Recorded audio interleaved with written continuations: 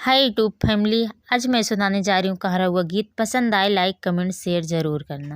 एक दिन खातिर बन जाता फेटार मोर बलमुआ, फेटार मोर बलमुआ, फेटार मोर बलमुआ।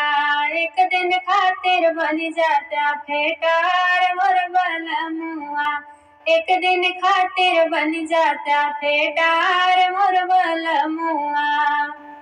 सासुगरिया वे नदिया करी झगड़ा, सासुगरिया वे नदिया करी झगड़ा।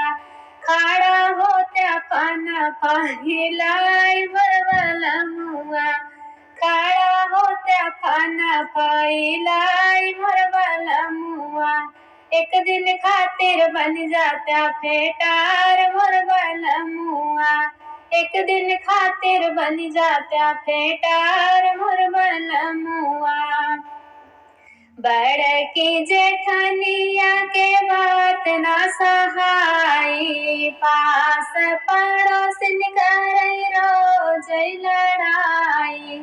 बड़की जेठनिया के बात ना सहाई, पास पड़ोसिन करई रोज लड़ाई। हो नहु का देत्या डेरावाई मोर बलमुआ, हो नहु का देत्या डेरावाई मोर बलमुआ।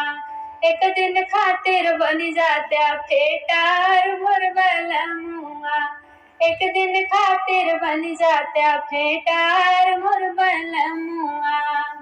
सौतिन हमार रोज तोहै पे मारेली, रोज तोहरा के फोनवा करेली।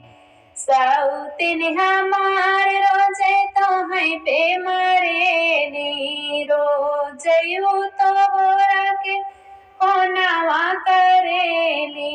दसिल त्या जाति सुर धाम मोर बलमुआ, दसिल त्या जाति सुर धाम मोर बलमुआ।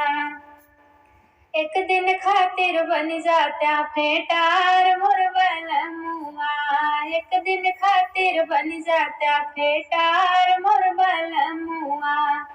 फेटार मोर बलमुआ, फेटार मोर बलमुआ, फेटार मोर बलमुआ, फेटार मोर बलमुआ। एक दिन खातिर बन जाता फेटार मोर बलमुआ, एक दिन खातिर बन जाता फेटार मोर बलमुआ।